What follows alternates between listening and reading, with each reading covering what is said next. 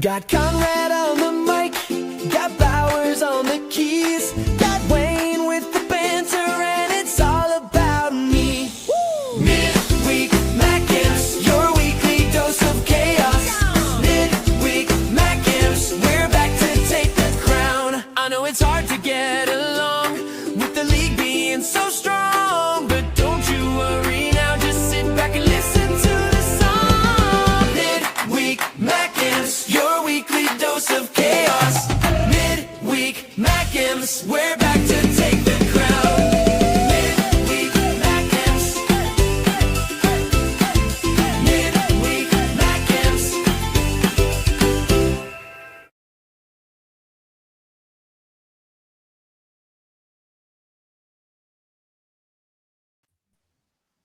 Hello. Hello. I've just got a Sunderland shirt on so quick you wouldn't believe, and only Conrad could see me in the little square. Yeah. I was looking going, Why he's hiding his that's the eyes? last second, yeah. Welcome to welcome to Midweek Mackems here on Black Cats TV and Michael Bowers 541 and Only Fools and SAFC broadcasting around the whole interwebs. Good times. Interwebs, yeah. I'm a granddad now. I'm allowed to say all these Interwebs, phrases. it's Oh, yes. Congratulations. Congratulations. Thank you very much. Yeah, It's, congrats. I thought Has your hair fell out already? That was it quick. has. Well, as soon as somebody told me I was a granddad, I looked at the amount of grey and thought I need to get rid of that. So I wanted to That must blend be a in. great granddad then, eh? Jesus. Yes, we're back. Thank you for everyone who's joined us already in the chat. We've got David, Ian Brown, John Rosenbreyer, John Sweeney, Paul Armstrong, Emma's in there, SJ, Ian Donaldson, SAFC Tom, Ryan, Leighton Mills. There we go. And I'll try and get to as many comments as we can throughout the stream, as and when. So Thanks, Tom. so what did he say? What did I miss? I wanted to do Wayne, that. fancy dress was last week. I wanted to Nice. say, Mike, take your mask off. That was like, oh, sorry. Great gags, great You've gags. got to be fair, at least Wayne can rest easy knowing that he actually was that he won the vote of the best costume last week, which was pretty did. damn good, to be fair. It did. And Somebody if you'd, should have, have stopped him. Rest my case. if you'd have seen the agony I went through to remove that FTM from my head because it was embedded into hair and eyebrows, then You'd I have gone should back won. and rigged the vote so you came out on top. You should have Definitely. kept it. Right. I mean, the first thing, obviously, before we talk about anything else, I want to get a link up in the chat for Discord. The link changes all the time, so you'll have to join as and when we post a link. It's just the way Discord works. It's a pain like that. So I'm going to copy the link. I'm going to post it into Discord. This was requested by, can you remember who? Anyone? Who's Loyal viewer. a loyal viewer? Yeah. Basically, we've set up a small Discord community. You can come on, chat football, chat Sunderland, talk to us, speak to us firsthand. It's in its very infancy, so it relies on you guys coming over saying, oh, why don't you do a room for this? Oh, why don't you do a room for that? Or why don't we do this? So it's all down to you. But there's the community link for the Discord. Click on that, join it, and come and get involved. I feel like I need to take a breath now. And that's before we start talking about the football. That's my sales pitch done. Right. But wait, there's more. No. What's Yes, your so- what's your sales pitch for our European push this season? I don't need a sales pitch. It's just happening. It's Oh, happening. all right. It's happening. Right. Let's talk robbery. Let's talk Sunderland getting robbed off a referee, and all things to do with that. Let's keep it super simple, guys. Wayne, what's your first reactions? What do you think of the game? Just talk us through it. The game itself was after the first half an hour was a decent game. We were poor, weren't we? After the first 20 minutes, we set up wrong, didn't we? We now reasonably got it wrong against Man United. Went with a back four, should have went with a back five. We went with a back five on Monday. It didn't work. We struggled to get out first 25 minutes, half an hour. I was surprised at how good Everton were, to be fair. Give them a lot of credit. They pressed us high, stopped us getting out. The front three of Njai, Dewsbury, Hall and Grady, I thought they were really, really good that first half an hour. Put us under loads of pressure. We couldn't get the ball in midfield. kept on coming back. They were forcing us for to play it long, and it was a struggle. It really was a struggle. But when we tweaked it, I'm not a fan of pushing Trey Hume into midfield, but it kind of worked, to be fair. He had a good game once he went in there, and once we got the equaliser, there was only one team going to win, I thought, up until the referee had a spur in the works, but the referee was shocking all game. With a name like Thomas Brammall, we should have known he was a Sheffield United fan. Which kind of scandalous. And I will probably touch on as well the VAR referee as well. Michael Salisbury he's from Preston and he's not allowed to referee Everton or Liverpool games. So why is he allowed to be a VAR referee? The VAR was what baffled me more than anything, because I thought, it's gone to VAR. We've definitely got a penalty here. But no. I'm sure you'll all agree. Conrad's even put a picture up for me. He's a good one. He's a good egg. We'll all agree that this is a perfectly natural position for your arms to be in. Yeah? As we see demonstrated here. There we go. It's a perfectly natural position to be in. So clearly not a handball. Conrad, someone said in my live stream, Everton are dominating you. But looking back now, we had more shots on target, 90% pass accuracy. That's an unreal stat, I'm afraid, across any game to have 90% pass accuracy. What did you think of the game? To get 90% pass accuracy, that must have been after the 30-minute mark. Every pass must have been successful. It must have been 100% after that. Yeah, exactly. No, I think Xhaka said it best in his post-match interview, where he was just like, we all said training was absolutely terrible the day before. And we just carried on doing that half an hour into the game, and then we sort of woke up. I agree with Wayne. We spoke at half time. I don't know why Hume was pushed in as like an inverted midfielder when it clearly wasn't working. They had like a square of him, Traore, back to Ballard and Nordy, and they were just square balling it to each other or losing it in between that pass. We never got it through that gap, and then we seemed reluctant to go left, because Reynaldo was charging forward, and Enzo was like, whoa, two attacking, stop that. It was a bit like too much chaos. Reynaldo was being his usual self. Yeah, exactly. And it just felt really wrong. It was a bit like, we haven't done this at all. Why have you now put him in? If anyone, you would put Nordy in there, because he's a better technical player, really, you would have thought. He's another end-to-end player, isn't he? Exactly. I literally couldn't fault anything Nordy did. Is there such thing as a box-to-box defender? He sort of covers. To be fair, Nordy's reinvented the long throw-in, so why not invent the long box-to-box defender? Yeah, why not? It's I don't know. It was a terrible half an hour where we actually could have been 2-3 or even 4-0 down at that point, and it would have been like, oh my god, what's happening here? And then Wayne says you're right, we sort of switched on, got better, didn't quite get a clear-cut chance in the first half, but to be 40 seconds into the second half and we were back, I thought, all right, well, there's only one winner here.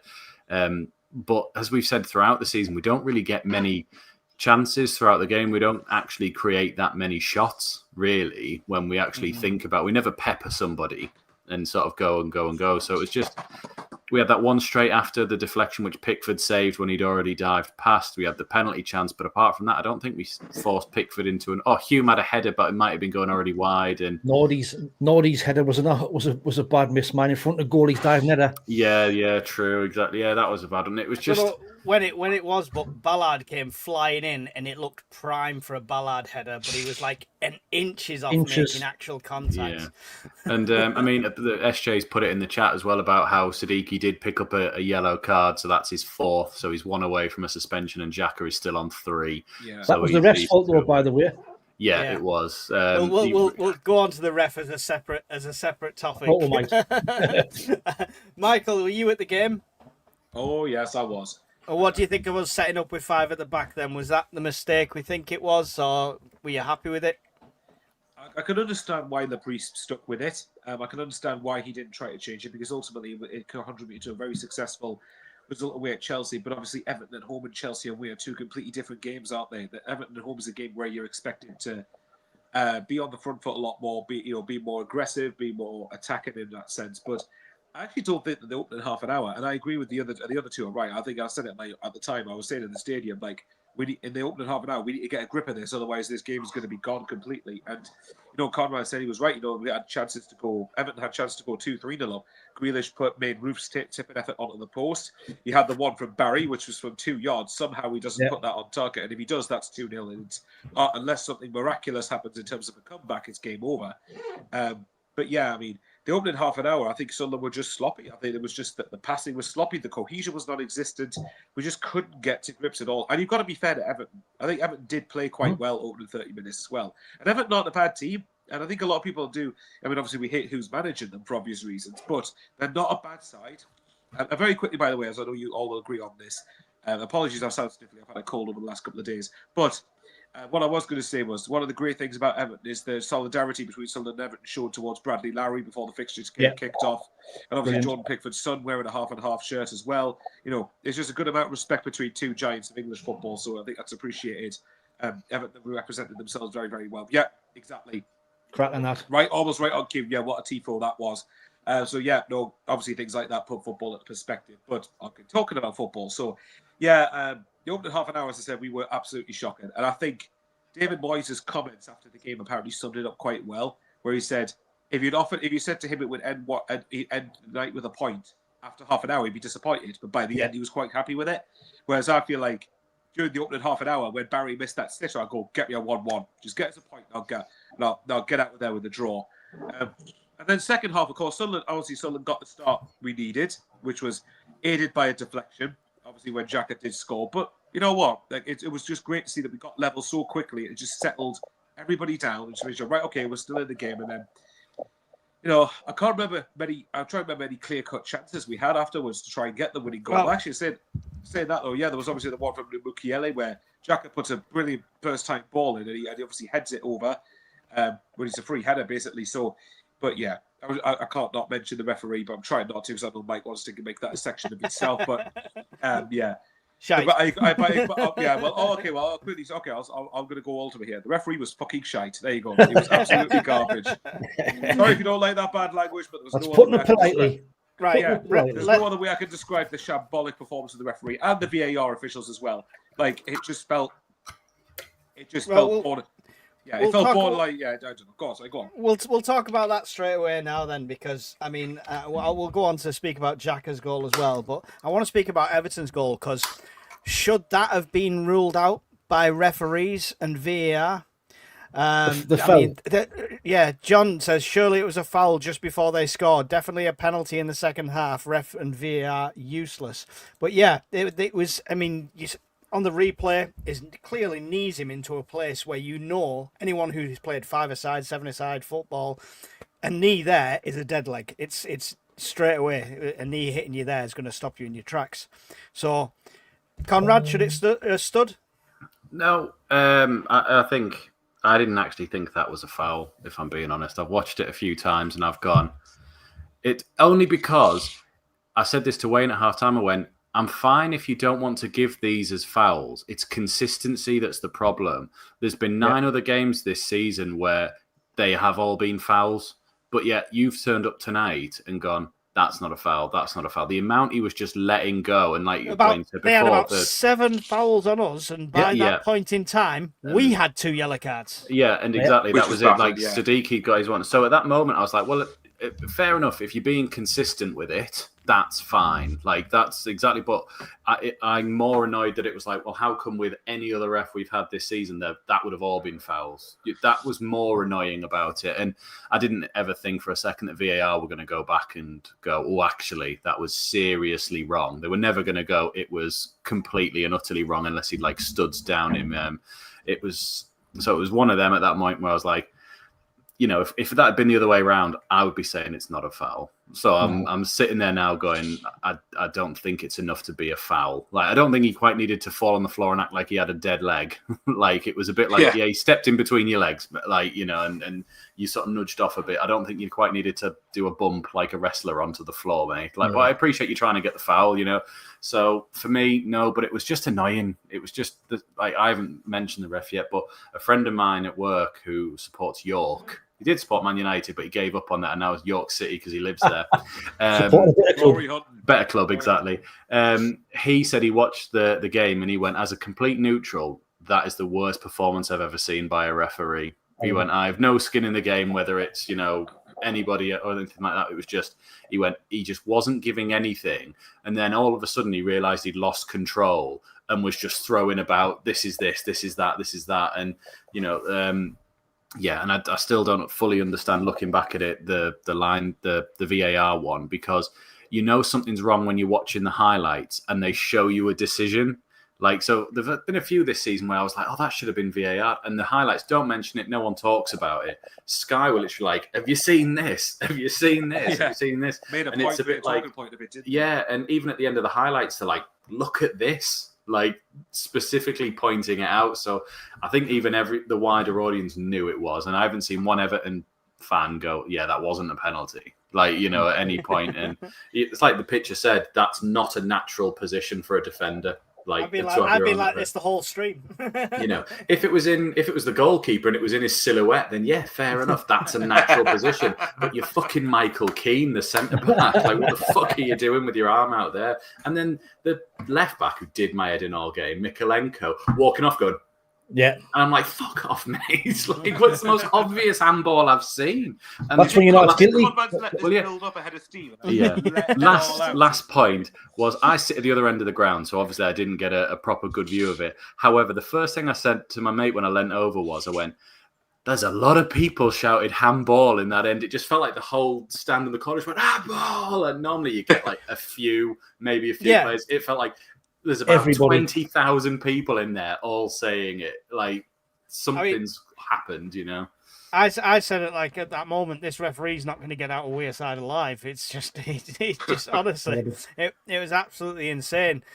Wayne, the decisions for before they scored, should that have stood? Should it still be a goal for Everton? And what about the handballs? I'm with Conrad. I think it was soft. You've seen them given, but I agree. I think Siddiqui went down a bit too early, and I came from behind and maybe caught him off guard. But he went for the free kick. Referee, the way the game was gone, you could see he wasn't going to give it. They brought away and scored, which frustrating. Like I say, we have seen them given, but just poor all the first half. He was really shocking. Like you say, and they had 6 or 7 fouls, blatant fouls before that, and that's why Siddiqui lost his head and went flying and got the yellow card. And like Conrad said, it's a consistency. That's all I want, is consistency amongst all referees, and it's just so annoying. It's frustrating when we finally got consistency in a Sunderland team after how many seasons. Yeah. To see it, normally Sunderland didn't complain that as a club, and to see, and as they've wrote to the PJMOL asking for an explanation of why it wasn't a penalty, just says that everybody was up in arms and everybody's agreed. You can tell by the players' reactions. All the players appealed for it and they all jumped up for it. You can just tell, you can see, and that's the annoying bit. But it's more annoying that it went to VAR, because that's what it's meant to be there for, isn't it? If it was just the ref making a decision, if this was a League One or a Championship game we were talking about, we'd all just be going, "Oh, it's one of those things. Oh, it's a crap ref. Oh, he mustn't have seen it. Or somebody was blocking his angle." There's no excuses in the Premier League. But not once did it come on the scoreboard. They were checking for it. There was a VAR check. They said that a couple of times. Even their first goal, our players were running around going, "It's foul over there," and the rest going. It was no one. So you're clearly listening to is someone checking this? We needed to know that on the board it was checking for a penalty, checking for this, checking for that. But they did it against Villa when we played them for checking for the red card, and then even put an explanation on 5 minutes later. It's a bit like in this game, they didn't want it. They weren't bothered, and that's the worst bit when you're just like, well, you've made us explain it then. What's wrong, right? And they just couldn't. The only thing I could probably think of is because it was that close proximity, it happened too quick. That's the only thing I could kind of think of why they wouldn't give it. But for me, it's a Stonewall penalty. It's 100%. Mike, load up the wider angle. It's not close proximity. There's one there. I think there's a further angle out. That one. He's a good metre and a bit away from him there. It's close proximity. It's he's right in his face sort of thing, and it pings up around you. He's got time because his arm's not there when the ball's kicked. If you watch it, he moves his arm out. I mean, I did my show last night with Matty, and he was before we had a bit banter before the stream, and he was saying, "Oh, it was never a penalty. I've looked at it, it wasn't a penalty." I says, "Matty, so if you look at James Tarkowski's penalty against you when you beat them 1-0, was that definitely a penalty when his arm was down by his side? Oh, wait." Does he still think Xhaka doesn't get into his team though? What, the best midfielder in the Premier League on stats? Yeah, the stats that's there as well, Mike. Load it up. Right on cue. Yeah. Is it that one? That's there we it. Premier League team ranks this season. Granit Xhaka. Wow. But remember, lads, his legs have gone. Yeah, he's old. Can't do it anymore. He's not good, apparently. Absolutely shocking. I like that one that you put up. Yeah, that's naughty. Have a great game. That's all I do. That's my contribution. I look for memes and put important bits throughout the week, and I just go, there you go, that'll go. I love that. I love a good meme. Let's pull up a few comments, otherwise I'm going to be 6.5 miles behind. Sorry, I can't get to all of them. If you have got a question, make sure you highlight it and stuff like that. There was conversations going on between everyone else. I'm with Omar being out. You could see why he went with the back five system we had at Chelsea. It didn't really work, but I think we'll be playing that system again against Arsenal. We'll look at the Arsenal game coming up. That's potentially the amount of opposition fans giving us crap about Kirill interview on Sky before the Everton game was daft as well. Are we not allowed to be ambitious? What did you think of that, Kirill doing an interview on Sky? It's not really something you see often, is it? Really, from an. You know what though? Fair play to him for what he come out and said. You know, didn't have a transfer cap as such. And the good news is, if he feels that we'll need players in January, he's not afraid to go out and buy them. He wants a top 10 finish, that's a statement. So fair play to him. Yeah, I agree. I was on speed dial, Wayne. Yeah, I sort of heard it first and went, that's a bit weird to do before a match. But like, as you're the interviewing person before the game, it felt like that's a bit strange. And have you set us up for a fall? And in the first half an hour, I thought, oh shit, he's sold us down the river here.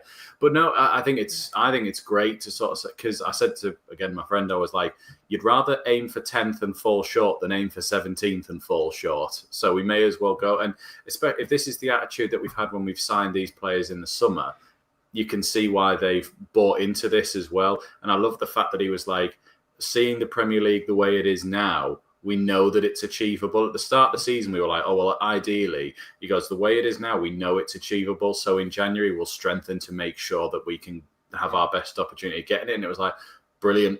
That's exactly what you want to hear. That it's like, this is our target. And we're not just going to go, oh, we're doing it. Let's just stick with it. It's like, no, we need to get even better then. And it's exactly what you want. A bit like Xhaka's post-interview, which is like, we need to be better than this. Yeah. No Regis interview before and at the end on Sky either, says Steve. Maybe he was too fuming about the decisions. I can't imagine him being angry, weirdly. Like, he probably is behind the scenes. We've already probably is. Yeah. We need one of those back scenes, Premier Passions cameras. That's what we need to see. Regis behind closed doors. It sounds like a different kind of website. Yeah, I was about to say, it sounds like One Night in Paris or something like that. Yeah. Regis. One night in the locker room with Regis. Is sticking Hume in midfield a different option than playing Neil in midfield for AFCON? Don't think he can make the step up, to be honest, says Ian Brown.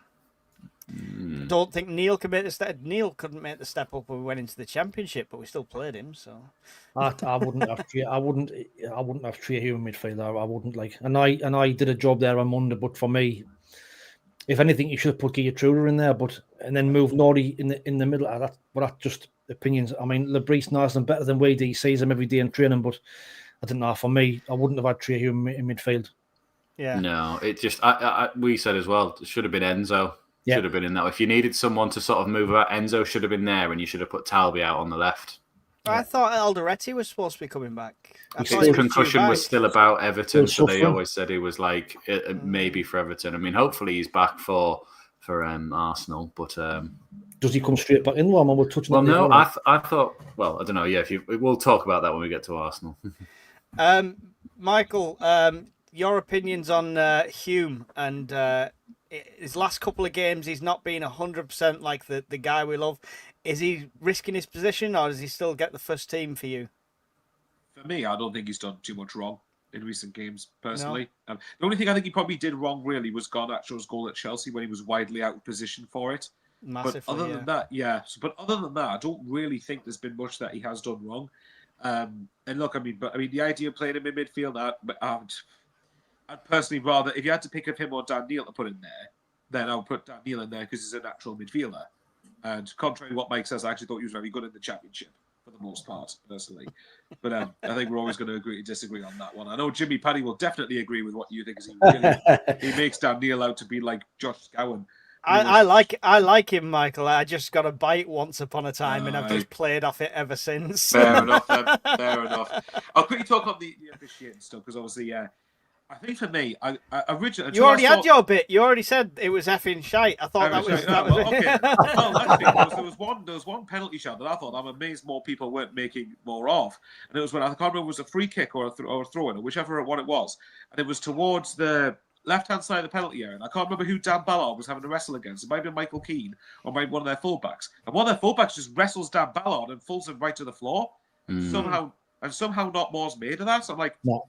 And I was shouting in the stadium, how the hell is that not a penalty? Like, and that's what they're supposed to be clamping down on this season as well. That sort of stuff was what they're meant to be looking for. Yeah. Well, considering in the first half we had a long throw in and they got a free kick given when Mikalenko threw himself to the floor when he was wrestled by somebody. It's like, if it's a foul the other way, why is it surely not it's a foul that way. Yeah. It's right. this thing. It's this rubbish when it's like, it's too soft to be a penalty. It's like, if it's a foul, it's a foul. Yeah, exactly. But if Doesn't matter you don't where it is. for that, don't give a foul for Everton then on the pitch. That's the thing. Because I would agree with Conrad about the Siddiqui thing before the goal, really, because I did feel Siddiqui threw himself to the floor too easily. I felt it was because he was trying to be too clever, and that's one of the things I don't particularly. I thought he got absolutely bullied. I don't think he was throwing himself on the floor too much. He was getting 7 lumps of shit kicked out of him half the time. Well, come on. With this referee and this VAR display on Monday, I wasn't surprised we didn't get very much. But the problem is, again, we do get consistency. They're just consistently shit. That's the problem. Exactly. So they do get some level of consistency. It's just not the right level. It's not the level of consistency we want. So, but yeah, I just couldn't believe it. And originally on the Michael Keane handball one, I was still and ahhing about whether I could see why it wasn't given, because I think Don Goodman on commentary said you've seen them given, which to me implies he's also seen them not get given before. Mm-hmm. But when you look at the cut back, the angle Mike just said, his body is literally in an unnatural position. So, and is it Keith Hackett? I think it is one of the former referees or whatever it is, and he was saying that we had a right to be aggrieved about that. So that's just ridiculous. So I don't know. But again, and I'm glad that we're getting to the point now where you can criticise referees and not be seen as bitter. And I'm so glad we got something out of the game, because had we lost it, the narrative would have been, you're just saying that because your team lost and all that bollocks. But I get tired of hearing that every time. So like, your team even if your team's not performed well, it doesn't mean that the referee's been amazing. Like, you can still criticise him. So yeah, everyone was annoyed at him before they even scored. Like, was the biggest cheer apart from the goal was that first free kick we got after 26 minutes. The whole stadium was like, "Why?" When you've got the Everton fans backing you up, and the Everton fans, and it was a penalty as well. Normally you're biased towards your own team, but every one of them have said it was a penalty as well. So. It's a lot. The worst thing about that whole situation, as fans, we get frustrated all the time. Whether you're in the crowd, whether you're watching at home, we have that frustration all the time. But you could visibly see all the players getting frustrated with it, and it was compromising the whole game. It felt like playing like when we played Luton, a pub team, kind of thing. And it was just, it was proper frustrating for the players. And I personally, I don't blame Siddiqui. I would have gone flying in like he did as well, because that was pure frustration. But the thing is, though, that he was to blame, and it's like same for the goal. 90% of the time, that gets given as a free kick, and that's why Siddiqui's probably gone down. Yes, a little bit too easy, but you normally get the free kicks for that. That's the frustrating bit. And players are playing to what they think the rules are and what they think they're going to get. So that's the annoying bit. Is that not another problem, though? That the rules are so, that everyone, what they deem to be the rules is so inconsistent that we don't know definitively what the definitive rules are anymore. Exactly. So what to one referee, what's a free kick? Sorry, what could be just play on? Another one could send somebody off. So Yeah, yes. There you go, Steve. Yeah, exactly. So I just couldn't believe it. And honestly, it felt like, and I know this sounds ridiculous, but I felt in the stadium, and maybe this is frustration, but when you had penalty shout after penalty shout getting ignored, and even by BAR, I'm going, this feels corrupt. This feels like, and maybe I'm just being overreactionary. I don't know, but it just felt like incredibly annoying. And that's why I said before, I'm so glad that we at least got a point out of it, because at least then it would have been probably more of a talking point among the fan base had we lost the game. Yeah, too right. Totally agree. Last point on the game, I want to ask you, did he leave the substitutions too late is the other question I wanted to put out there. We had obviously saw the same changes as we saw against Chelsea, which was, game winning essentially, of Brobby coming on for Isidor and Talby coming on for Traore. Traore, by the way, thought he had a great game. But they came on at 82 minutes. Was that too late to make a difference? Yeah. I mean, I think Traore had a decent second half. First half, he was shocking again, I thought. For me, he looks too light. He looks too lightweight. He looks miles off the pace. Apart from his Messi run, when he then fell over, when he went past like three players in the box and everyone went, whoa! And then it was like, oh, there he is, he fell over. But it looks like he's got that in him. I just hope it's not another case of Roberts where he does these runs and we're like, yeah, and nothing happens at the end of it. I think that's exactly what it is. Which is kind of what's been the case for him so far. I know he's still getting used to the team and still probably not properly settled in, but I just find it strange how he came in and kind of went straight in the side. When Talby, to be fair, wasn't doing a great deal wrong. I thought Talby was getting better with every game he played. So to drop Talby like he did, there's a cat in the garden and neither one's having a go at him 2 secs. I just thought it was a bit strange for me. I think Talby, although Talby's doing well from the bench at the minute, I would like to have seen Talby a lot quicker. 82 minutes for me. I know we were on top at the time, but I would have still liked to have seen Talby on a lot earlier. Broby, I'm not surprised. Isidor was running his socks off, but we'll probably touch on it a bit, or you might touch on it a bit, is the lack of game time Mayenda seems to be getting is quite worrying for me, because he's just not getting a look in at all. I mean, for me, you could have easily brought Broby on and Mayenda, and you could have put Isidor out on the left-hand side. So could have just dropped Isidor. He doesn't do it. He's back on. I wonder if he said that for a bite. Do you think maybe the Cats, by the way, that Conrad had to go and bring on, maybe the Cats are arguing about whether it was a penalty or not, whether it was a free kick? Probably, yeah. The neighbours won Sports Everton, so. Yeah. That means he's a stolen cat. Yeah. No, and then Conrad's Cat's just got a Sunderland shirt with Isidor 18 on the back. Shaved in by Conrad. Yeah. Again, it's the substitutions. Yeah, it felt a bit late, because I thought like we'd got back into it so quickly, and it was like, right, okay, we're on the front foot here. They'd managed to ride out another 15, 20 minutes or so, and it was like, let's change it. Let's give them something different. We hadn't managed to get Isidor into the game. He hadn't managed to get himself into the game, but that's been a problem throughout the season, whoever's been up front anyway. And yet Traore, I thought, was all right in the second half, poor in the first. I don't know why he keeps air kicking with his left foot. It really does my head in. He did it at Man United and he did it again the other night, and it's just like, can you just kick the ball? Like, you probably paid a fair bit. Can you actually just take a touch? You had time. You don't need to try these sort of things.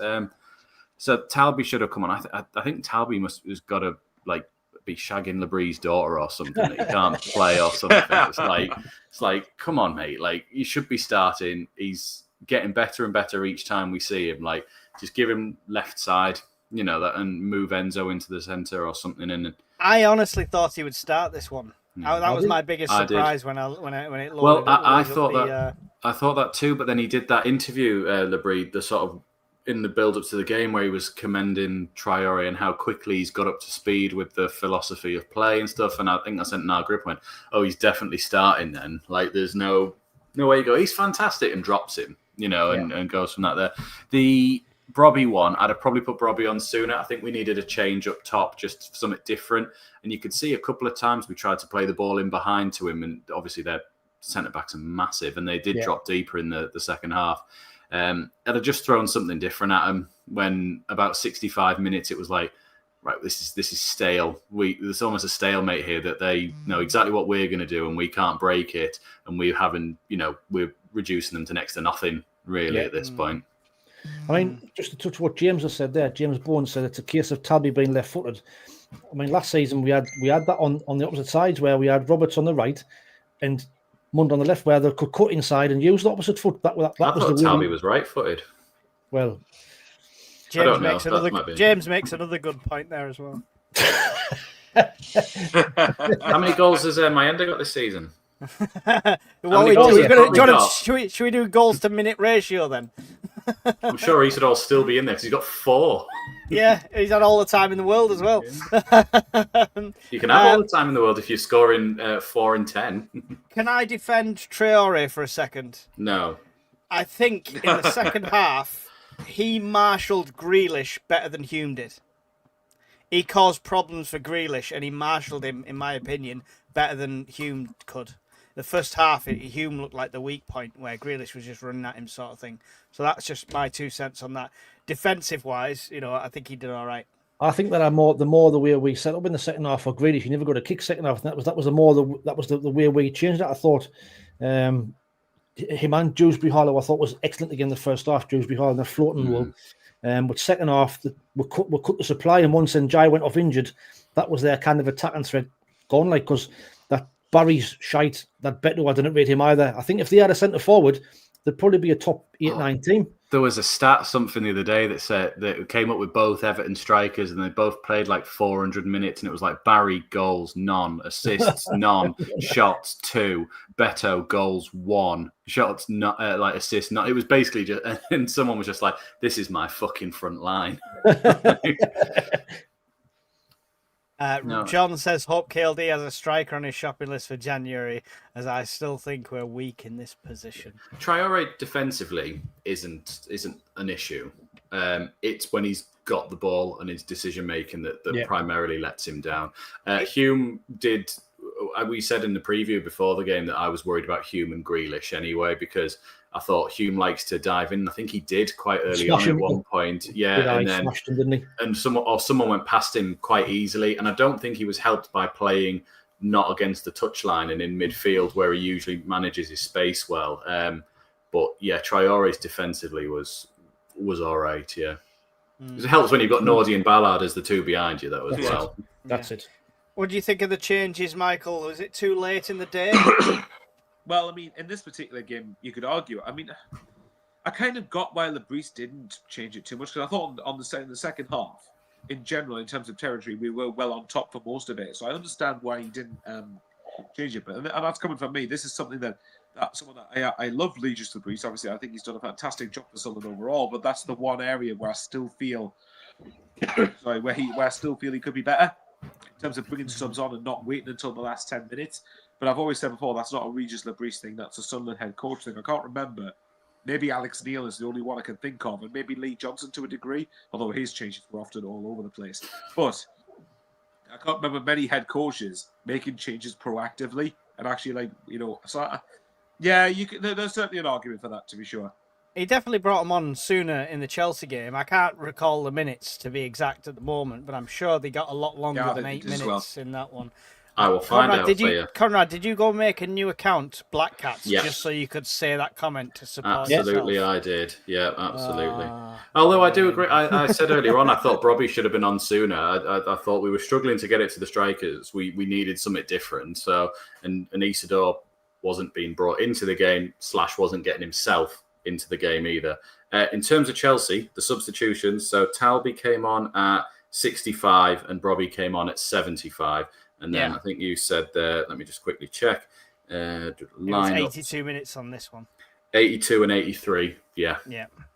So way early. I don't know if they were against Chelsea, they were thinking we were going to be knackered and needed a swap earlier because of the amount of running back and forth for cover. But yeah, they should have been sooner. Can I just point out, to be fair, if Conrad wants to just defend Isidor, all he's got to go is say Isidor's got 4 goals in 10 appearances, nearly a goal every 2 games. Exactly, aye. Have we forgotten about Dingra, says SJ? I think Regis has. He was there. He was on the bench this time, wasn't he? Because did they say he was ill for Chelsea or Wolves or one of the two? So I don't know. They're obviously not convinced, but I don't like the fact that they're also not convinced on Talby starting so far. I mean, it's what we said at the start of the season, right? It's a great position to be in, to have great players like this on the bench. So I mean, I think we've got at the minute it's Lafayette, because he wants Lafayette in the team, and he's just slotting him in on that left hand side. That's what's keeping a Dinger out. And because if he doesn't, where else does he play him? You know, you're not gonna. And when Diarra's back, that's going to be another issue. You know, just who misses out then? Does Traore or Talby not get in when Diarra's back? Well, there's plenty of decisions to be made. Let's round this up with your man of the match. So, who's your man of the match for this one, Conrad? I think I'll probably have to go Ballard, I want to say. It was close between him and Xhaka, but Ballard headed absolutely everything in the air and didn't give them a sniff all game. He was very quick in the challenges, and especially at the end when we were pushing forward to try and win and he was marshalling spaces on his own. I thought it was fantastic. Nothing got past him all game, so I had to go with Ballard. But Xhaka was close, but Xhaka should have pinged it in the top corner by himself, not relied on Tarkovsky. I told you he's saving that for the Arsenal game. Bowers, man of the match. I hadn't really been thinking about this until you've asked us to put on the spot. Cheers for putting us on the spot. If I had to pick of one who I thought would have been quite good, I'd probably say maybe Mukiele. I thought Mukiele in general, because I didn't think Xhaka was personally as good as what I've seen a lot of people claim he was. Because I think he was very good, but there were also a couple of times when he gave some shockingly bad passes away, and it happened quite a few times across the game. So, yeah, I'd probably maybe personally go with Mukiele. I mean, but I think Conrad shouted Ballard's a good one. And I don't know if Mike's connection's any better on your end, but to me it's just... No, he's just put a message in the group, so he's probably died. Oh, Power cut, lovely. Oh, well, who takes over then? Oh, well, okay then. So we're going to sing Daniel and Isidor's praises then while he's not here? Probably. If I do that, there we are. But go on, Wayne. What about your man of the match? Can you think of? I've gone with Conrad. I thought Ballard was absolutely immense. Like he's just a rock, innit? He's just the step up he's made. We all knew he was kind of Premier League quality, but keeping him fit, he's been absolutely class, and he won everything. And now got past him. That kind of block at the end from Alcaraz kind of kept us, won us a point. So I thought he was just. Everyone's still there. What's going on? Yeah, you disappeared. That's really, I've really got good. loading circles. Like Bowers and Wayne there. Yes, Yeah, I'm here. yeah, we're both here. Oh, there you go. They appeared. Right. Did you carry on without me? Or have you just sat there in silence? Yeah. No, you've been away. Have you been away? We never missed. Didn't know you were gone. Oh, I'll go then. I literally had a momentary brownout, which was enough to reset the computer, dim the lights for a second, but not reset the router. Odd. So, yeah, there we go. Were you just getting away just to prepare the case of why Meander's a better shout than Isidor? I was just trying to find out reasons I can give. Leon. Reasons I can give Traore the man of the match, but no. What was yours, Bowers? I missed it. Well, I thought that Conrad shouted Ballard was good, but I went Mukiele. I thought he was absolutely everywhere. Mukiele was good, yeah. Wayne? Yeah, I went Ballard with Conrad. I thought he was class. I mean, considering he had the height of Barry, and also when Beto came on, he never lost a header all night. Just rock solid. The only one he lost was the one in the first 11 seconds, which they nearly scored. The first one. I mean, I want to say Xhaka with the goal as well, and he's just vital morale-wise. But my close second would have been Gertruda. I'm surprised he didn't say Mayenda. Gertruda was quite good. Right, anyway. He warmed the subs bench really well. Yeah. What have you guys got in stores? What have we got? Who's got questions? Who's got games? Wayne, Michael, you had one from, was it Stephen Hensel, did he say? He messaged you. Yes, I did. Right, so I need to see if I can remember this. I sent the bloody questions and I've forgotten them. You might have to research them. I think it was about the strikers, wasn't it? It was about Isidor. That was it. Yeah. So one of the questions that Stephen Hensel put. So if you can, prove it. Good comeback, lads. Good comeback. I love that. That's quite funny. No, to be fair, one of the questions Stephen Hensel asked. So if anyone wants to give him stick, you know where Stephen Hensel is. He mentioned that he said to me in a voice note that he was of the opinion that if someone's not performing to their full potential or best ability, that they should be dropped. And he felt that Isidor, is it a case of dropping Isidor for a bit and giving someone else a go, Now, that's not my opinion, because I think Isidor's done very well in general.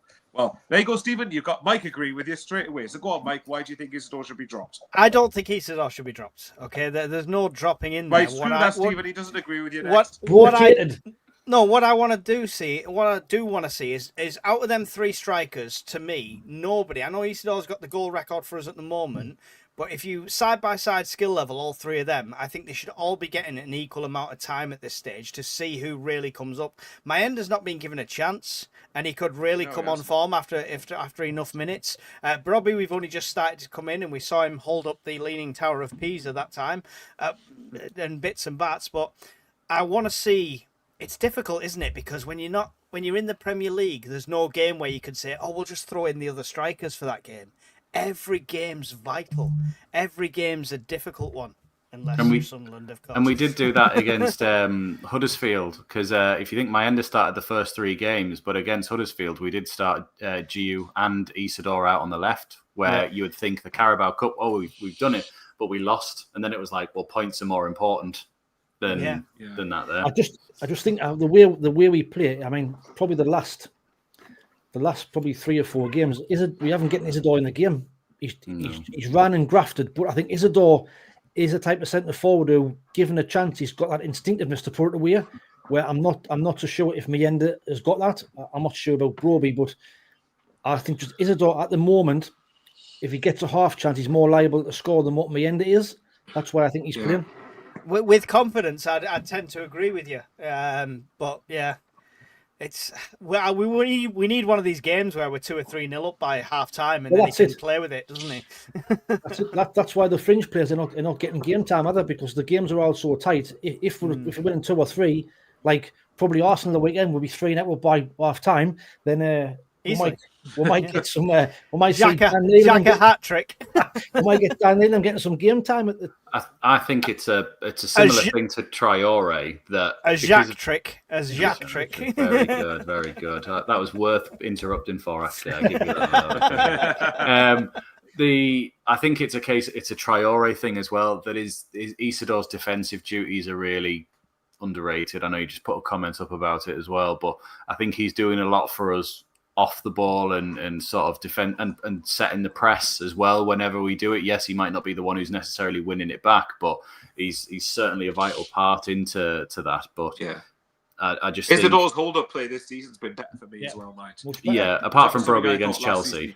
Yeah. But yeah, that's what, because I thought last season that was one of the areas of his game that I thought was really good to do with working on.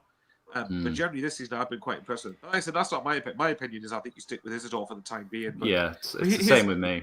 But I do think you swap him earlier if it's not working. I don't think wait till 82. I've we said 65. You go, it wasn't working. They've had 20 minutes. We're back in it. Let's try something different. Half an hour to impact it. Yeah. If points and Premier League is the most important thing, Tom mentioned they're looking forward to the FA Cup. Is that where we try everything? Is that where we go? We'll just roll the dice. That's what we will do. I don't understand why Mayenda can't play out on the right as well. Exactly, I thought in the Championship he was great at coming in from the right hand side onto his left foot, and almost as a secondary striker when the ball came in from the left hand side.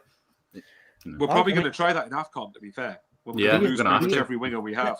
There is a case, and the Isidor left, Broby in the middle, and Mayenda on the right. I mean, that to me is a direct cracking front 3. Yeah, we'll save it. We'll save it for like City or something. We'll beat them. Save it for Chorley Town really at home in the third round.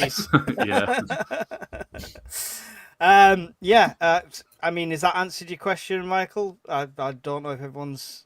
Well, I would say so. Well, I've got a question off the back of that. Actually, I want to know what you guys think. So, because of the lack of football that Mayenda's getting at the minute, if he gets to the point in January where he's still not getting into the team, is there a possibility of loaning him out, do you think? Just so that he actually gets sharper and gets minutes? Who, sorry? Mayenda. So Mayenda's not going to get featured regularly, because I know the option of having him on the bench is good, but if he's not getting brought on very much, then is it not unless we invest heavily in a starting striker, I think is going to be the option. If you brought in, I'm just going to pull a name out of me, I'll say like a Havertz. Like as an example, we wouldn't ever get, but like that sort of one who's like he's clearly head and shoulders above the other 3 who is going to play. Then you bring on you possibly loan him out because he is the one out of the 3 that's not even getting minutes at the moment. Head and So shoulders. these That was Janino's advert, wasn't it? Possibly. But here's a shout. What about Isak on loan? What about what? Isak on loan. Isak on loan, just to annoy the certain. Let's get that other Liverpool striker back, the one with the back injury last year. Bring him back. I mean, I never want to praise them, but the way he's going at Liverpool at the moment, they've done a good bit of business there. It's a bit like us with Bellingham at Dortmund. Yeah. It's a bit like we've robbed them. Yeah. I mean, I think Broby's been signed as our first choice striker. I think when Broby is fit and up to speed, I think Broby will be in. But is Broby your prediction like mine was for Mundell, where I said he's going to be the next big thing? Do you think Broby's going to overtake the two of them? I just think what it was pay from 20 odd million or something, was it 24, 25? Yeah. So I mean, we haven't spent that sort of money for him to sit on the bench all season, have we? So at some point he's going to get running the team. And my Mr. Blobby Clip finger during live streams of the matches is itching to be clicked. I'll say that again off mute. You were saying on your Chelsea stream, you were going, turn, mate, turn. when he's holding up, I was like, I wasn't even looking at the chat, I was hovering over the clip ready to play. But yeah, brilliant, excellent, cool. Who's next? I'll do me who am I, because it's getting close to my bedtime, as you can probably tell. You've been itching to end the stream, itching to end the podcast. Itching. Right, so this is another who am I. Pay attention, chat. We'll start off with some easy ones, and then we'll get into a couple of hard ones. So, a goalkeeper I played for Sunderland from 2002 to 2006. Is this both Arsenal and Sunderland? Sorry, there's a link between them. Yeah, 2002. Yeah. And 2006. Jurgen Macho. Second clue, I joined Arsenal in 2005. Matt Poom. Initially on loan as backup to Jens Lehmann. Matt Poom. No. Clue 3, I was the first Estonian ever to play for Arsenal. It was Matt Poom, yeah. I knew it was. It's because you didn't say anything. I was like, well, it has to be. Surely. That's I'm going to give you all the clues first. Okay. I was part of Arsenal's famous back four under George Graham. Oh, Christ. Oh, Steve Bold. I lifted the Premier League in the FA Cup double in 97-98. I joined Sunderland in 1999, making my final Premier League appearances before retiring. Correct, Steve. Steve Bold, yeah. Giant, next one. Absolute giant. I joined Arsenal as a teenager in 2001, but made just 3 Premier League appearances. 2001. No, next clue. After a loan at Birmingham, I moved there permanently in 2007. Seb Larson. In 2011, I joined Sunderland, where I made over 200 appearances. I was known for my free kicks and tireless work rate. Seb Larson. Seb Larson. Get him back. He's still got a game in him. I didn't think he was 2001 felt far too early for him, but yeah, makes sense. But 2 more. I came through Arsenal's youth system and was once tipped to be the next Ibrahimovic. Nicholas Bentner. Good on. Yeah. Last one. Welbeck. Welbeck was Man United. Welbeck came through Man United system. Yeah. I thought he was at Arsenal first. No, he was at Arsenal later on in his career. He was at Arsenal to start off with. So this one's probably the most difficult one out of them all. I came through Arsenal's Hill End Academy, making 68 first-team appearances. I still think Bentner, but it could be Quinn. I spent the 2005-2006 season on loan at Sunderland, making 31 appearances in a difficult relegation campaign. Justin Hoyt. Oh, good shout. Yeah. Good shout. Yeah. Well done. See, I'm wasted on this. The mastermind, Sunderland between 2000 and now. Yeah. That's me, I'm done. Yeah. Oh, fair enough. Did I get Bentner right before on that one? I was Bentner. Oh, right. Yeah. I thought we were still on the same. That's why I think people put Quinn in the chat. I thought we were still on the same one. Do you know what would be classic? My fault was Bentner. If Wayne did this for like managers or people like associated with the darkest times of our history. So, for example, if he went, who am I? I'm a Wales international. I manage the Welsh international team. I'm a married man with 6 kids on Netflix. You know? I loved him as a manager. I loved him. Yeah. Or you Right. could just go something like, I wrote off the season after 2 games, same with a relegation battle. I am a bellend at Sunderland. Yeah. You know? That's Okay. next week's show. Yeah. Despite warnings from many Rangers fans, I still got the job at Sunderland. I gave myself a day off when everyone else had to work. Yeah, One YouTuber put up posters saying, "Believe in me." Yeah. One YouTuber said I was Another sacked the day YouTuber. before I was.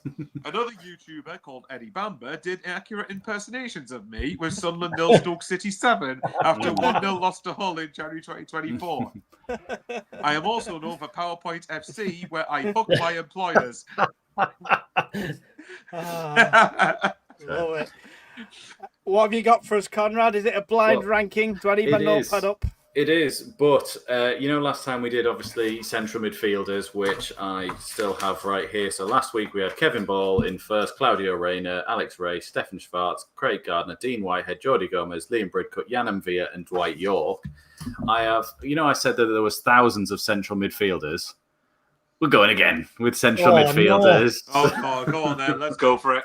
So these are players that they might not necessarily be a central midfield, but they've definitely played a fair few games at central midfield for us. So it's not going to be like Trey Hume because he's played once there. So number 1, Steed Malbronk. Class. Brilliant. Mint player, superb player. Now he's given us him to put him high up, and there'll be some better ones than that coming, I'm sure. Third. Try to double bluff us, yeah. I want to know what 3. people think in the chat for him as well. I'm going to go 3 for I'll go Malbrank. 4. I'd have said 4. I just Okay, think I'm outvoted then. We'll say 4. But we've got a 1, 4, 5, and 6 in the chat. It's a curveball. That's definitely a curveball. Steed. Well, 4's the one in the most changing crisis. Wayne and Bowers on 4. So let's have Stephen. Every time I wrote the answer down, Conrad was shouting it out. I'm good at Sunderland stuff. So Malbronk in 4. Okay. Number 2, Bolo Zendin. Oh, fuck. It's that famous volley. How many against have we Spurs got here? How many have we got? 10. 10. And that famous dance at Chelsea. 7. We can't rate him on his dance skills. 7. I'd have said 3 or 5. Really? Above Malbrank? He was a great. I Endon wouldn't say was class. His ending was class, like he was. He's not above. Fine, Malbrank. okay. I would say probably 5 because I've got a feeling there's better coming. A lot of 5s in the chat right now. Right, Stephen I'll saying, go 5. Tom, I'll go 5. I don't want him okay. above Malbrank. Okay. So 5. So up next is Zinedine Kilban. 10. You two will have to take this. Should we play the odds and say 9? Yeah, we're going 9 with that one. Really? I liked Kilban, mate. Okay. We've already mentioned him so far. Number 4, Seb Larson. Good player. Third or second? Oh, I wouldn't go Oh, I that don't high. know. I think I'd probably say 6. 6. 6. 6. Oh. It's pretty. Stephen Hensel put 100,000. To be honest, his free kicks were amazing the first season he was here, but afterwards they weren't really that great. I don't think. No, 7, 8, exactly. I'm 9. I'm with Oh you, my Michael. God. Nah, 3. 9 and Thanks, 10 is John. too harsh. I think 6 is John and Steve are on the right wavelength. Six. And let's not forget. We've gone that wide. Right. Let's not forget. Six. When he who must not be named scored the winner at St James's before Christmas. Seb Larson antagonised a home fan, so that's worth the 6. Yeah. So okay, fine, I need an answer because Six. the chat are all Six. over. You're going. We've gone 6. Well, me and Wayne are. I don't know where out Mike. No, it's 2 versus 1. It's all right. Number 5, Stefan Sessignon. Oh, he was great on his day. Loved him. We've got 1, 2, 3, 7, 8, 10. He's got to be top 3, and I'd probably say 3. I'm just trying to think about. I mean, we've got that many to choose from, but who could be coming next? We've got some shit coming, I think. Second, then. This is where Second. Conrad's gonna have the fun of his life here. 2 or 3. 2 or 3. Second or third. I'm not. Second. 2. I've done 2. Second then. Second. When he was on it, he was one of the best. He was players class on the high. field for us. Yeah. Brilliant. He was I've brilliant. totally I loved Sessegnon. butchered spelling his name here, but never mind. Sessegnon. I know it. I know what it says. It says. Yeah. And Mike's going to say, Conrad, you are a CUNT. Yeah. Next Tuesday.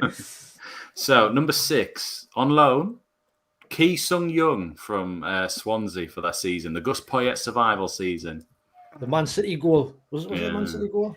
Yeah, but we He can't. got a rate the penalty at ball. Everton. He get Chelsea in the quarterfinals of the Carabao Cup, winner in that one. 7. Swinney's put 10.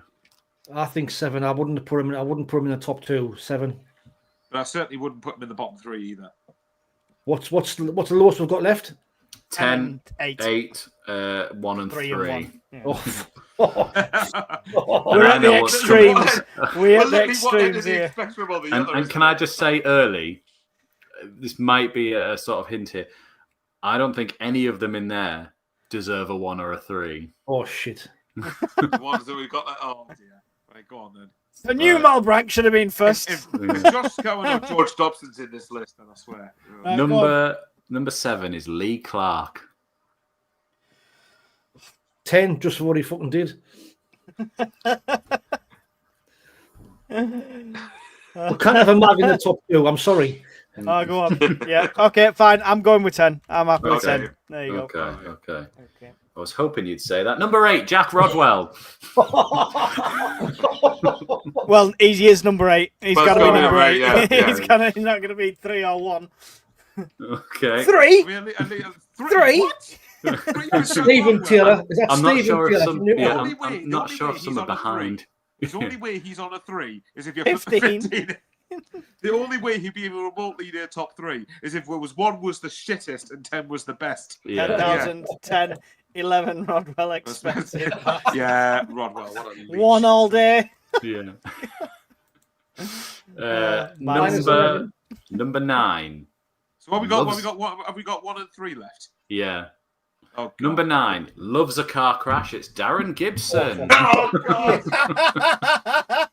Wasn't a bad player, to be fair. I'd removed the alcohol and the. He was He was terrible. shit. He was shit. He's not. Well, he's got to be 3rd now. He's Gibson is 3rd.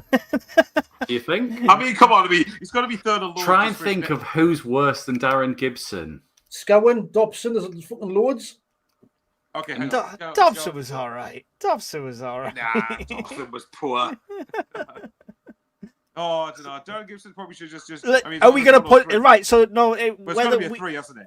it's got to be 3. We don't want to make the decision of Gibson going first. If Conrad forces us to put someone shit first, that's not our fault.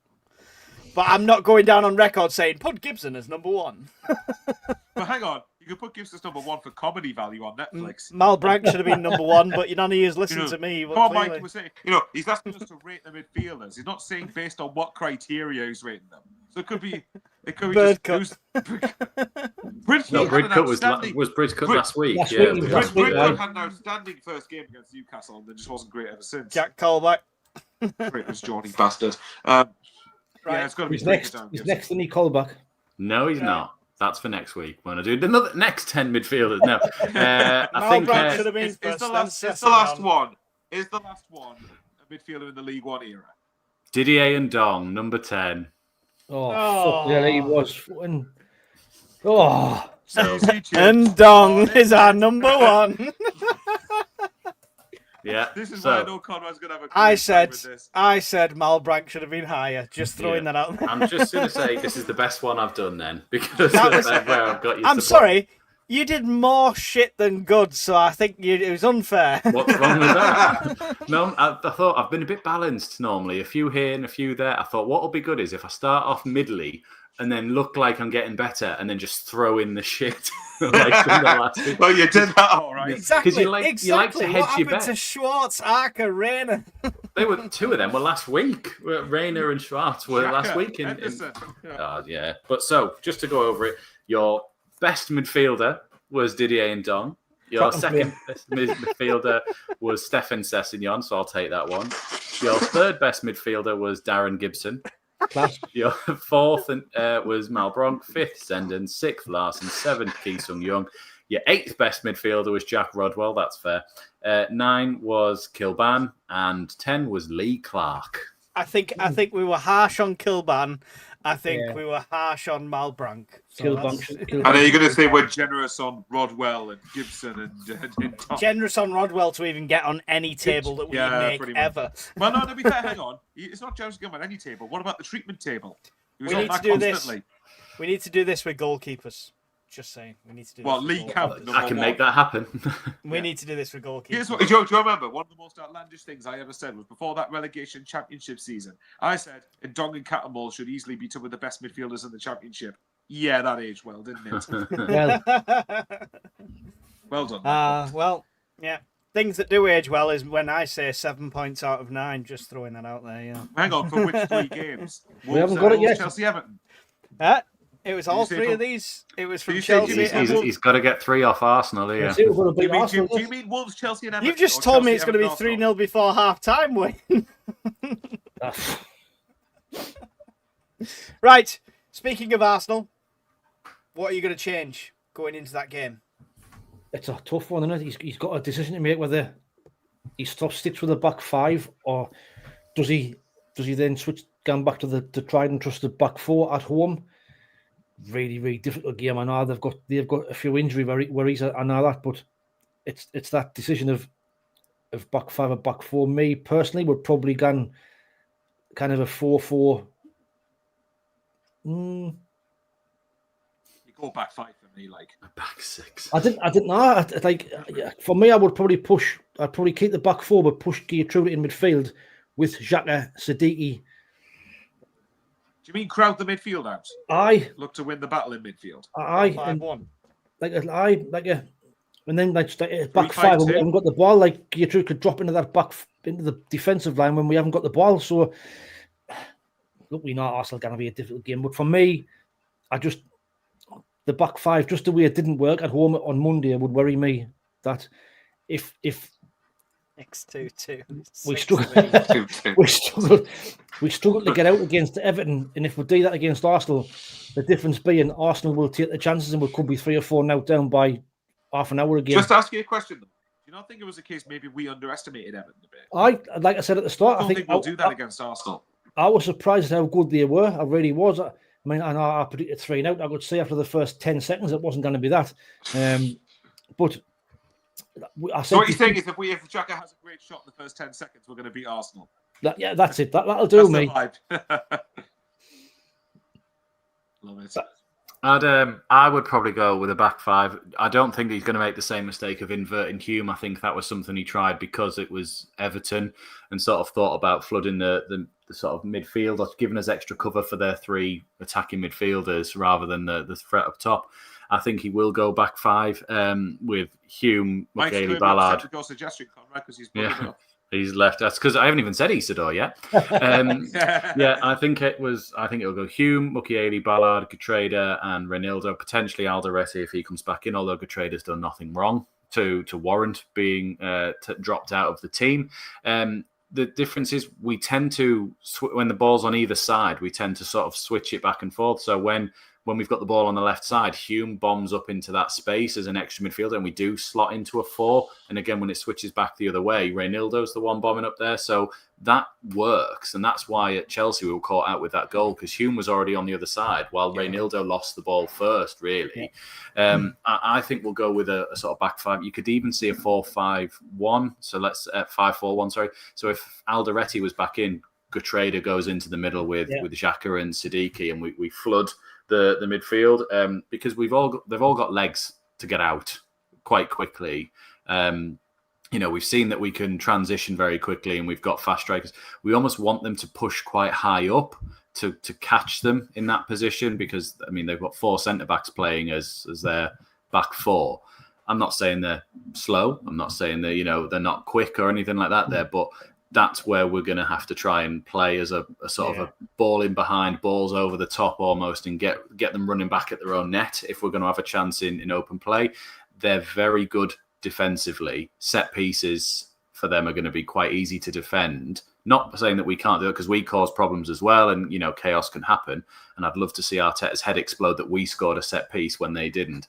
But they're very good at set pieces. I think it's something like they're the most goals for any set pieces, and they're like 17th for goals and out open play.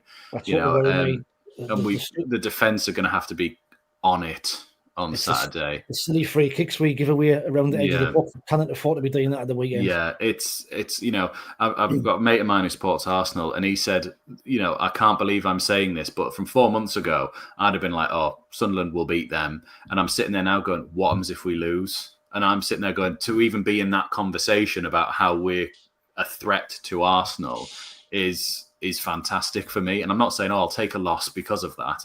I never want to do that, but I do think it's going to be a closer game than a lot of people think on paper. I think we will give them a really good game. Granted, we don't show up like with the first half an hour that we did against Everton, but I don't think that's going to happen again. I don't think we'll let us be that lackadaisical start again. I think Traore will start. No, and I think Traore will. This is a big game, isn't it? Yeah, Traore will still retain his place at this moment because of his defensive duty. Same with Isidor and same with Enzo doing the spinneroonies on the tackle. It just depends. Do you think it's going to be the same? I think it'll be the exact same lineup. Potentially, you see if Alderete's in, some changes there. But I would probably, if you're doing that, that's when it's like, well, who do you put in the midfield instead of Alderete's back? He starts on the bench, don't you think? I'd probably guess. I don't think he comes straight back in. I don't think he will. We don't. It just depends. It's because it's going to be, as we've seen in the match against them up the road. They're very physical, but they also like to throw themselves to the floor if the striker gives them something. And I think Alderete is more physical than Getrada, but like not so much that it's like awful, if you know what I mean. I've seen Alderete elbowing people in the back just to win a header, and I'm like, brilliant, love that. And Nordy does the same thing, and Ballard's so quick and out on people. We're just gonna have to be on it the full 90 minutes. For me, they have got injuries. Gyökeres is not playing. Zuamendi's injured. Martinelli's not playing. Martinelli's not playing. They've got. I think Marino will be probably playing centre forward. And he scored 2 goals for them yesterday in the Champions League, but Premier League's different, and so they have got some injuries. So now might not be a bad time to play them because Gyökeres has been their focal point, and they're much better with him in the team. So, I mean, they've not lost since the 31st of August. Well, they haven't conceded a goal in the last 8 games. Yeah, no. Yeah, and they don't concede shots, let alone goals. That's the. What I was going to say, to be fair, records are there to be broken, and Sunderland are good at that. To be fair, exactly. My thinking is, I don't expect anything. Arsenal, you would look at it on paper, should beat us, but I think Mike's right. I don't think we let the first 30 minutes, because I think the lads admitted it themselves, didn't they? That they're basically the last training session was poor, and that sort of carried over into the game against Everton. And what I was impressed with quickly, actually, was by how Lefay said it and Jacob pretty much said that they weren't happy with the result because the first 30 minutes was well below standard. And I just think playing Arsenal is different. I mean, Everton are a huge club, obviously, in a very good side. But playing Arsenal is, of course, completely different to playing Everton, really, especially with how Arsenal have started really well, and of course Arsenal are well at the top of the division. So I think with what Wayne has said, I think Gyökeres being out, I think is actually quite massive, and I think Gyökeres is.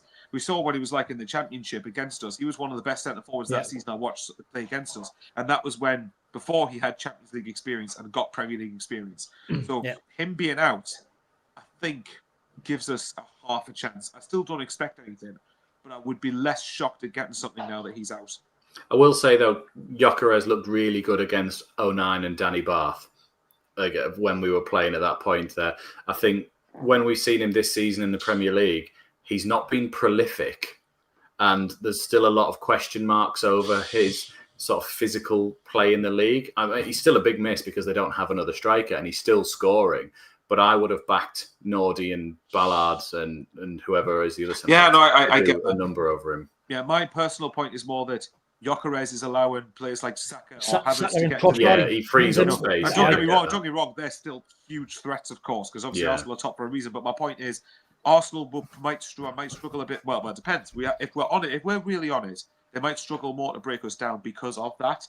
So it just depends. Look, Arsenal could get a goal in the first few minutes, and it changes because they've got that in. Though, of course, they're top of the league for a reason. They're no mugs, and they're a good shout. This is their chance to win the Premier League this season, I think. But Yeah, I mean, but this They is the sort have of they game- have to be beating us if they want to win the Of Premier course they League. do. Of Like course they do. they, Because we're not expected to be where we are. no, exactly. And if we Trust do, on them. if we beat them, aren't we like 4 points behind them in the title race? Well, that was why I Especially hope, relevant I your hope point we'd about how win we on. had more points than Leicester did during their title winning season at Aye. this stage. Yeah, we do. That's why I was hoping we'd win on Monday, because it would have been a top 2 clash. That would have been class. Yeah, who would have said that? It's like when Everton were travelling to the title chase in Sunderland. You know, all of that from the other week. Hey, right though, how dare we be ambitious though? You know? Yeah. Well, But if we get anything on Saturday, it's a bonus, I think. Well, it is, If a point would still be a very good result. But this is where Mike's going to go. He's smirking, going, 1-0 was on the win. It's the fine. Jack trick. That's what he's got in his Yeah. head. The Jack trick. yeah, the This- Jack this trick. is The where his Jack heart trick's comes going to into happen. it. Yeah. The Jack trick's going to happen, followed Well, by go a on, Mike. How do you feel? by How do you Brobby. feel about it? How do you feel about it, Mike? I feel the same way as I felt 2 games ago. 7 points out of 9. And I actually said at Did some get it in the point- wrong order. No. Well, I did when in the initial prediction, but I actually said during that stream, Everton is the only one that really worries me because that's when we don't perform against teams that are slightly lesser. But So you it did say we'd kinda lose to played Chelsea out- because it's Chelsea. No, you'll Didn't- draw with Chelsea. Yeah, didn't kind of play out that way, but either way, I'm still going to be right. So when It's you gonna said be a 7 win. points, did you mean Arsenal's going to come to us. They've got injuries, like Wayne says. They're going to come to us, and they are going to think this is in the bag. This is an easy win. Despite what our results are at the moment, despite how well we're doing, they still look at us as, it's Sunderland. This should be a doddle.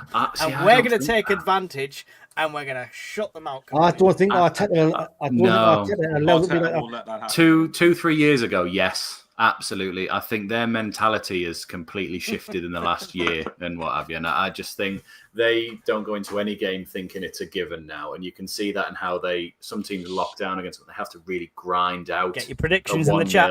1-0, Burnley, they hit them early on 2 and then they set up shop for the rest of the game because they were like, we're happy, we're good. And that's what annoys a lot of fans at the minute because of Arsenal. They're a bit like, we know you're better than this and you could blitz teams 4-5 now if you wanted to, but they don't. They sort of go 1-0, 2-0, right, we're done. Professional jobs. That's And what they're I do. like, well, Professional job. it's Mourinho in his first or second season where they only conceded 15 goals all season. It's when Jose used to come to the stadium, like, he didn't ever batter us. No. He got away with results, and that's exactly what Arsenal are doing. They're getting away with results. Not getting away with it as in stealing. They're taking the result and going, right, we're off. That's it. That's all we wanted. Right. Just a question. When Mike said 7 points, did he mean from Wolves, Chelsea and Everton? Or No, he Chelsea did and not. Arsenal? Wolves had happened. Wolves It would already was beat after Wolves. Wolves. It was after Wolves. Don't worry. All my All predictions right, are okay, coming true we'll this see. year. All my predictions are coming true this year. Renew your passports, lads. Conrad, score prediction. I'm going to go with Weza 30 and say 1-1. I never predict a loss. I do think we're going to cause them problems. I don't think they're scoring a shit ton. And I just think we can cause them an issue. Do you remember the 1-1 where Ben scored in like the 96th minute? Yes. And like Yeah. I see it 7-0. being something like that where we force it home right at the death and sort of take a point from them. Okay, so you go for the draw. I'm going for the draw. 1-1. The score draw. Michael Bowers, score prediction, sir. I'd be able to go with my head or my heart. But Always the heart. Always the heart. 6-0. screw it. I'm going to go with the heart. I'm going to go. Only because of how much a miss I think Gyökeres will be in terms of focal point and I think if Gyökeres was playing, I'd say definite lose. And it's still likely we get beat. But I might go with the same. I might go 1-1. Only because I think Gyökeres... 1-1's with your heart. Well, yeah, it's against Arsenal. Can I just say, Marino is a fantastic focal point for them, and yet he's a midfielder, but they play him as a number 9 when they don't have another one. Yeah, well, either way, though, I just think the way that Gyökeres holds the ball up and the way that he allows their wingers to get into play, I think that's going to be harder to break us down without him there. And I think being at the Stadium of Light as well, I think the crowd's going to be up for it. The players will absolutely be up for it. Xhaka especially will have a massive influence in this game, I think, hopefully. So my head really certainly says we lose, but I'm going to go 1-1. I wouldn't be shocked if we got a point. 1-1, 1-1. And I would Wait. take that in a heartbeat, by the way. Wayne, are you going to break the trend? 1-1, 1-1, 1-1. I'm He's going going to to go go 2-0 Sunderland. I'm going to go draw. I think when thinking about the formation now, the back 5 will probably make sense because against Chelsea, they never hardly got a shot on target, did they, when we went to back five? Man United never created very many chances when we switched to a back five. I think we'll frustrate Arsenal. I think because I haven't got Gyökeres, the longer the game goes on, their bench is not as strong. So I'm going to go for a very dogged and grind out with 0-0. Can I just say, playing a back five, not like if we'd have done that against, say, like Wolves, the crowd would be like, "Oh my god!" Yeah, I think we'll be with the team doing a back five and getting the blocks in, the tackles in, winning the ball back, and that will really help the atmosphere. That we're like, we can do this. We're right behind you, and then Arteta doesn't seem like the type to after the game go, "How dare they change their system to play us?" Like some of the other top managers do, when they're like, "You're allowed to do anything to get a result, mate." We've just got to keep it nil. We've just got to keep it 0-0 for as long as possible, because the longer it goes on, the better it is in our favour. If we concede an early goal, then we've got to then come out, which could be a different game. But if we can keep it tight for 60, 65 minutes, and then out can happen from there. But you say that Chelsea 1-0 down after 4 minutes, and we just went, calm, play the game. We'll get a chance. That is true, but I would say Arsenal's a few levels above Chelsea this season. Absolutely. But you are right. I think in principle it is the same. I don't think we were as reactive as we used to be. We're very calm and measured, and that's probably Xhaka, Nordy, and those type of players. Xhaka's going to have an influence on this game, isn't he? Because he knows the team. He knows a lot of the team inside out, really. So I think, look, obviously it's going to be difficult keeping many of their players quiet. But yes, Mike, I know. I've written down 7-0, Mike. I'm waiting for him to do my prediction. Well, we're just building it up for you. We're just building it up. I know. Don't get us wrong. Even if we, just before you touch that, Mike is talking about 7 points, right? But at the end of the day, I said before Wolves, Chelsea, Everton, Arsenal. Even if we lose this game, right? Stephen, I like that from you because you're usually pessimistic, mate. But anyway, from these 4 games, Wolves, Chelsea, Everton, Arsenal, I said before Wolves, if you got 4 or 5 points, I'd be happy with that. And we've already got 7. So even if we lose on Saturday, we've still done really well between these 2 international breaks, I think. Yeah. But this is where Mike's going to say we're going to win. Stop looking for the positives when we've not even lost yet. I'm just trying to put it out there because a lot of us still expect to lose. After the shit that we had on Monday, what's the betting? It's set up 85 minutes now each. We get a penalty. VAR, Xhaka, 1-0. Right. Well, I mean, that would be nice, and I'll still celebrate just as much, but I'm going for 4-2 to Sunderland. 4-2. Do you think Arsenal's the Xhaka trick is coming. They're going to underestimate us. We're going to blow everyone's minds, and I'm going to come on here as smug as hell next Wednesday. Everyone else is I'm not even got the most extreme prediction if we look through some of the chat. Stephen's gone 2-0. Tam's gone 1-0. James has gone 3-2. SJ's gone for a 2-0 loss, I believe. Steve Chappell's gone 0-0. Steve Hewitt's gone 1-1. Ian Brown 2-2. 1-0 to us, says Bailey. 0-0. John Swinney. Wesu 1-1. L12 Bong 3-0 to the lads. And L12 is not usually as extreme as me, so there's something in the air. Robbie Hattrick. Oh, can you imagine the amount of clips I'm going to play? Robbie Hattrick 3-2, says James. Louis says 7-0. That is a double Xhaka trick, at least, going on there. Love it. 2-1, the lads cause an upset, says John. 1-1, 2-0 to Arsenal, says Stephen. 2-0 Sunderland. 0-0, 2-0, sorry, 2-0, yeah, Sunderland, says Stephen, sorry. 0-0, says Changing Crisis. Can I just say? Joseph Wankanobe, I like it. Sunderland 2-1, and Steve Taylor says 1-0. Because I've updated the leaderboard, Mike. If you got that on there as well, we had 5 people join the leaderboard for the 1-1 against Everton. Well, crazy. I say 5 people. Changing Crisis, Brian Greener and Sai 854 all got their 2nd win of the season. So see 3rd, 4th, and 5th. You finally moved Mike out of 3rd. He's now down to 6th. Well, I'm going to go back up after this game. Yeah, I'm trying to Mike. It's fine. Michael Bowers in 23rd has joined the list with a correct. So he is joint 6th right now, Michael Bowers. So when we do the preview video, or are you doing a live stream for it, Mike, on Saturday? I don't know. Yeah, I should be doing. Cool. Sorry, go on. I was just going to say, get your comments in on our preview video or the live stream that Mike does, and we'll add you to it on there as well. Of course, these beautiful guys below, they get in and as well with this one, and I'll write that down for them as well. Excellent. Before we... Sorry, go on, Wayne. Did you want something? No, you're right. I was just going to say one thing we haven't... Well, there's that as well. But one thing we haven't touched on is referees again. Referees a certain Mr. Craig Pawson, who's an absolute bell end as well, by the way, and also another Sheffield United supporter. And remember Blackburn away a couple of years ago? He's absolutely fucking dog shite. So just to rub salt into the wounds, two Sheffield Was that United the 2-2 with my enders miss at the end? Right. We should have had a penalty as well, and they would have then scored. Yeah. Wow. Oh, no, hang on. That was during the 2-0, wasn't it? Just I was one got beat. I like how you throw this in after the predictions, Wayne. Well, You're supposed to say obviously, these, give us all the things before we bet on the horse. You know what I mean? Everyone says that the referee decisions even themselves now. So we got the wrong end of the stick on Monday. So let's hope it evens itself out this weekend. Fingers crossed. Let's hope so. Let's hope so. Hopefully, the other lads won't mind me mentioning, I've just set up my page for next year's charity. My own fans on my other channel nominated it, and luckily it plays well to all of us. It's the Bradley Lowry Foundation that I'm doing charity for this time. 2 years ago, I walked for British Heart Foundation for our good friend Jack Shields.